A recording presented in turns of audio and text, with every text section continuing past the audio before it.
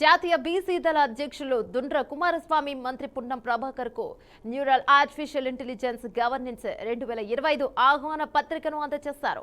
ఏఐను మంచి కోసం ఉపయోగిస్తే ఎన్నో అద్భుతాలు చేయడానికి వీలవుతుందని కుమారస్వామి అన్నారు.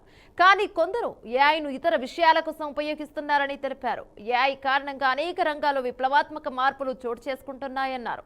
దీనికి మిషన్ లెర్నింగ్ తోడవడంతో మరెన్నో అద్భుతాలు జరుగుతున్నాయని పేర్కొన్నారు. ఏఐ వల్ల ఎలాంటి అనర్థాలు తలెత్తుతాయోననే భయం వెంటాడుతూ ఉందన్నారు.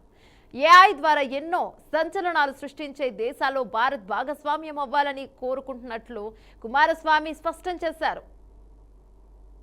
ఇన్ఫో ఎక్స్ ఆధ్వర్యంలో హైదరాబాద్లోని అత్యంత ప్రతిష్టాత్మకంగా ఈరోజు ట్రైడెంట్ హోటల్లో ఈరోజు న్యూరో ఆర్టిఫిషియల్ ఇంటెలిజెంట్ గవర్నెన్స్ 2025 కార్యక్రమాన్ని అంగరంగ వైభవంగా ఏర్పాటు చేయడం జరుగుతుంది. ఈ కార్యక్రమానికి ముఖ్య అతిథిగా రమ్మని మన బడుగు బలహీన వర్గాల మంత్రి వర్యులు పొన్నం ప్రభాకర్ గారికి ఇన్విటేషన్ ఇవ్వడం జరిగింది.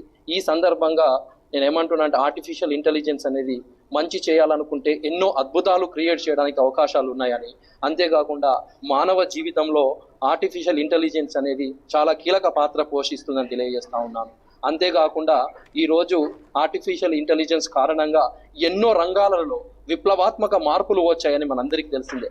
దానికి తోడుగా ఈరోజు మిషనరీ